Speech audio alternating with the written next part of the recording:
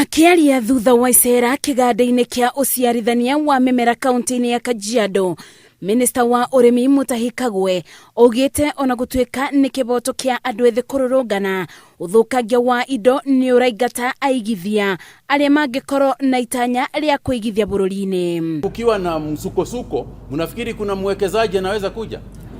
Ukisikia iko na shida, ukisikia iko na vita, unasema hiyo nchi mimi siendi.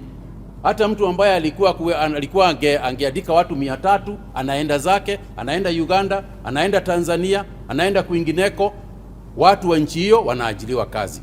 Akigweta wagi wa mawira ta gitumi kimwe kiria kiracungiriria andu ethĩ kururungana, Kagwe augite iganda ingigitiro na njira ya kuiga thayu cianyita itemi nene bari uthondeki wa mawira. Hapa hakuna mtu anaweza kuja hapa asimame hapa nje kutupa mawe hapa ndani, kwa sababu ukiharibu hii factory kesho utaenda wapi?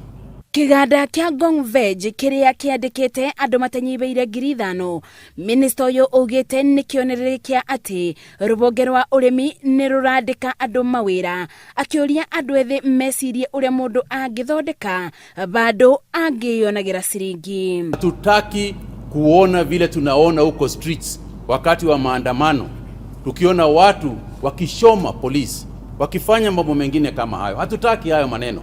Na njia ya kwanza ya kuondoa hiyo shida ni watu waajiliwe kazi. Na njia ya kuajiliwa kazi ni lazima kuwe na peace.